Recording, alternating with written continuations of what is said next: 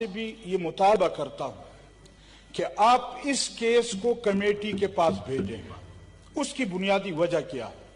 मेरी मालूमात ये है कि रात को 1 बजे के बाद आईजी को अपने घर से अगवा किया गया है और उसके बाद वहां डिप्टी आईजी के घर ले जाकर उसको एडिशनल आईजी के घर ले जाकर उसको भी अगवा किया है और एफआईआर पर जबरदस्ती गन पॉइंट पर दस्तखत लिए गए हैं।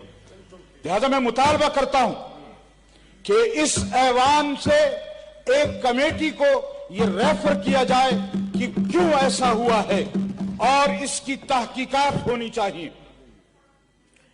मैं इसके अलावा एक गुजारिश और करना चाहता हूं कि हमारे मुस्लिम लीग नून वाले तो मुतालबा कर रहे थे वोट को इज्जत दो, और हमारे इन बिरादरियों ने, ये हमारे साथियों ने वोट को इज्जत देने के बजाय औरत की इज्जत को पामाल किया है।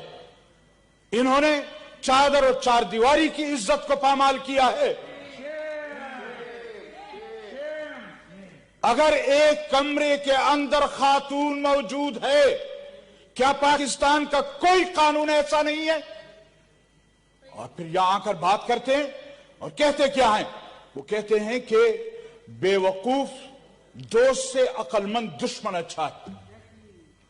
हम साबित नहीं कर रहे, ये खुद साबित कर रहे हैं कि फौज ये सियासत में मुलव्विस है और उन्होंने हमारा साथ दिया है और वो साथ दे रहे हैं।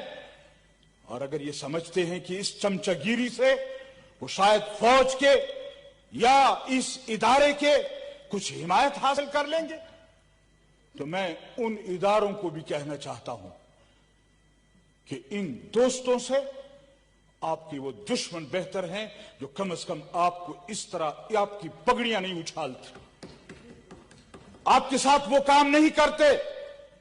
इन्होंने दोस्ती में क्या कुछ नहीं कर। कराची का देखा है, कल परसों कोयटा में होने वाला।